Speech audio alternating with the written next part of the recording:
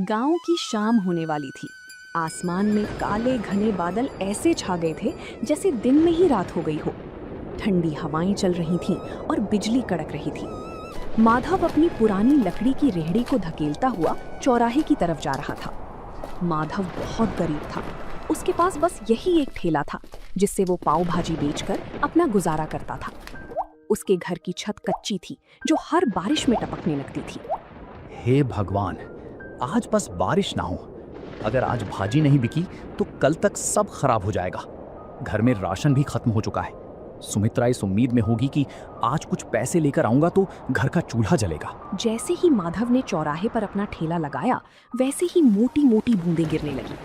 देखते ही देखते बहुत तेज बारिश शुरू हो गई। लोग अपनी अपनी दुकानों के शटर गिराकर घर जाने लगे। तभी माधव ने जल्दी से एक फटी हुई पन्नी निकाली और अपनी पाव भाजी को बचाने के लिए उसे ढक दिया। वो खुद तो भीग रहा था पर उसे चिंता अपनी भाजी की थी। तभी गांव का एक आदमी बिरजू, जो माधव के ठेले के पास से जा रहा था, उसने माधव से कहा, अरे माधव, ये क्या कर रहे हो? ऐसी आफत वाली बारिश में कौन बाहर आएगा तुम्हारी पाव भाजी खाने?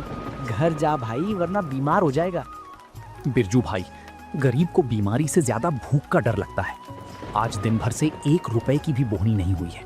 अगर खाली हाथ घर गया तो सुमित्रा को क्या मुंह दिखाऊंगा। बारिश और भी तेज हो गई।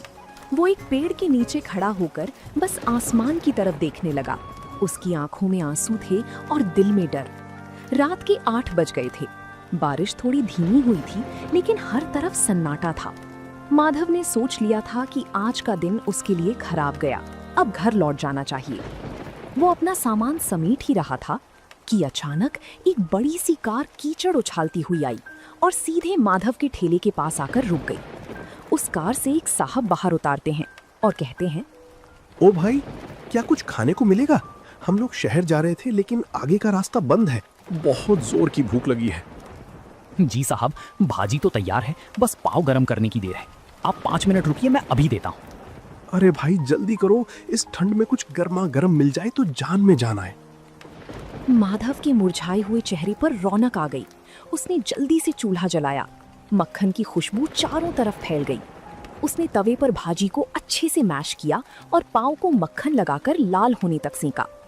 गर्मा गर्म धुआं निकलती पाव भाजी देखकर उन मुसाफिरों की भूख और बढ़ गई।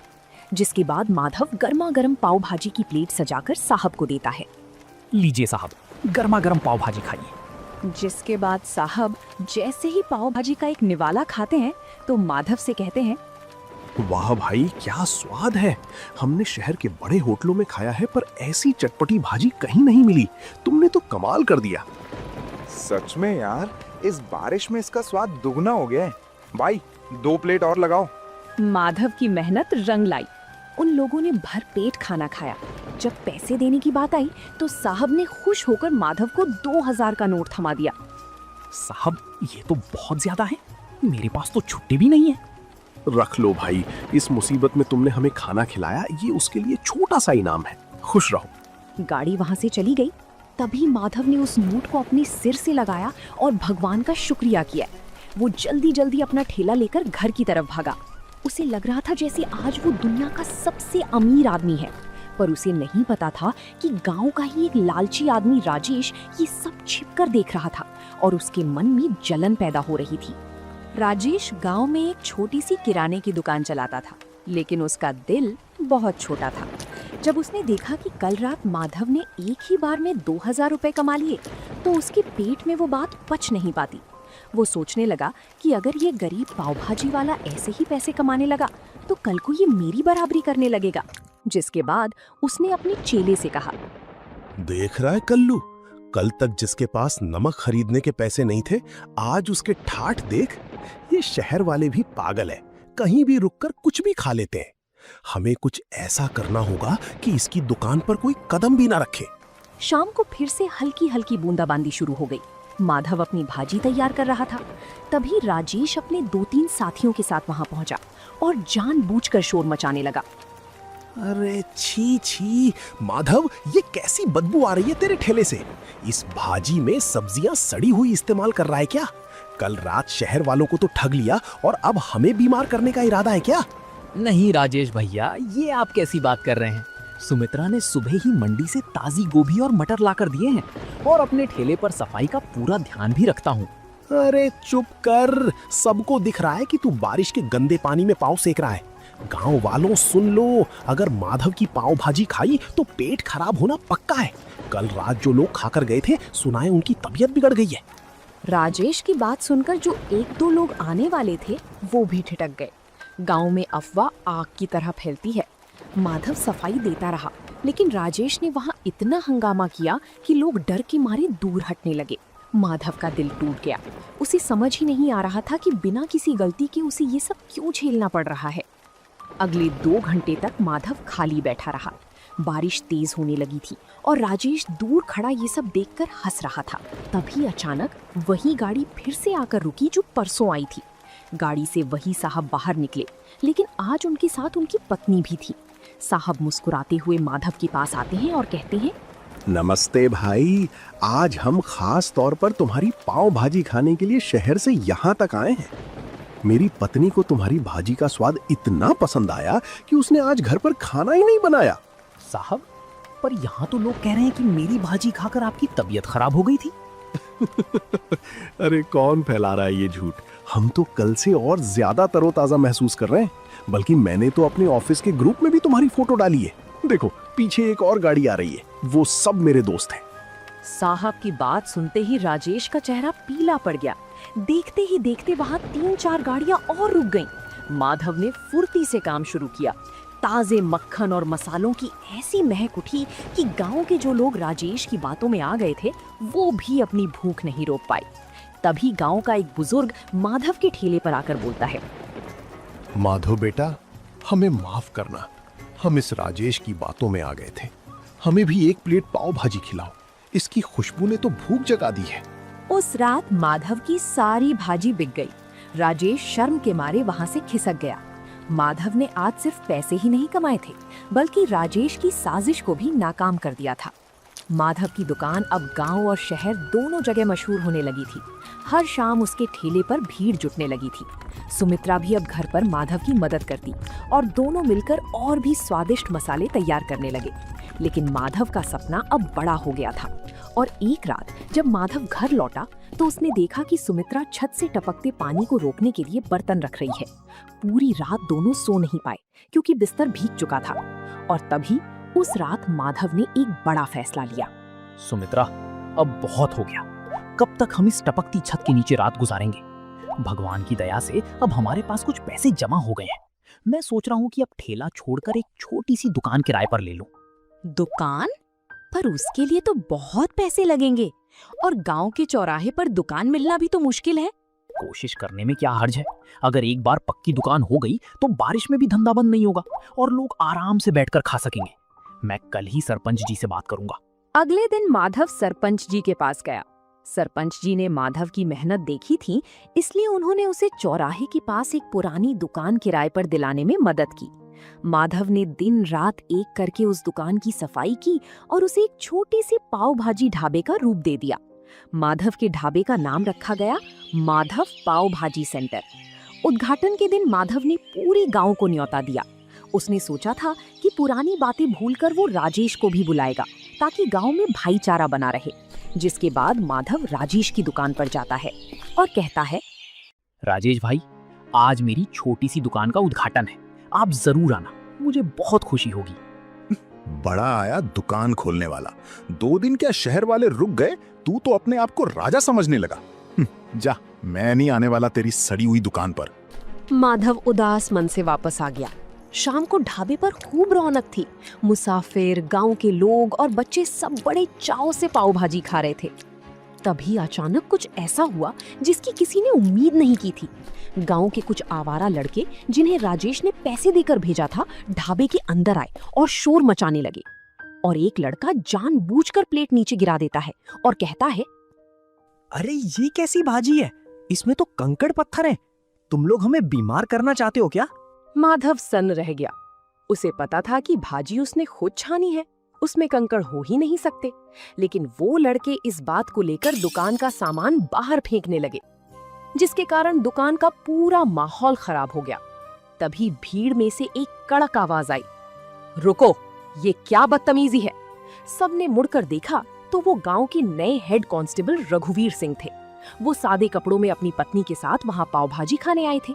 उन्हें देखकर राजेश के भेजे हुए लड़के घबरा गए, जिसके बाद रघुवीर सिंह उन लड़कों के पास जाकर कंकड़ वाली प्लेट उठाते हैं और कहते हैं, तुम कह रहे हो इसमें कंकड़ है? जरा मैं भी तो देखूं। हाँ, अरे ये कंकड़ तो ऊपर से डाले गए लगते हैं, क्योंकि इस कंकड़ पर भाजी का मसाला भी नहीं लगा है। सच सच बताओ, तुम्हें यहाँ हंगामा करने के लिए किसने भेजा है? वो साहब, हमें तो राजेश भैया ने बोला था कि माधव की दुकान जमने नहीं देनी है। उन्होंने हमें पैसे दिए थे। ये सुनते ही वहां खड़े गांव वालों में कानाफूसी शुरू हो गई। सबको समझ आ गया कि माधव बेकसूर है, जिसके बाद रघुवीर सिंह ने उन लड़कों को डांट कर भगा दिया और माधव से कहने लगे, माधव भाई, डरो मत। तुम्हारी ईमानदारी ही तुम्हारी सबसे बड़ी ताकत है। आज से यहाँ तुम्हें कोई परेशान नहीं करेगा। चलो, अब हमारे लिए 2 प्लेट बढ़िया सी पाव भाजी लगाओ, बहुत भूख लगी है। माधव की आंखों में आंसू आ गए। उसने हिम्मत जुटाई और फिर से काम शुरू किया। उस दिन के बाद गांव वालों का भरोसा माधव पर और भी ज्यादा बढ़ गया। माधव का काम अब दिन दुगुनी रात चौगुनी तरक्की कर रहा था। दूसरी तरफ राजेश की जलन कम होने का नाम नहीं ले रही थी। उसने सोचा कि अगर माधव पाव भाजी बेचकर अमीर हो सकता है तो मैं क्यों नहीं।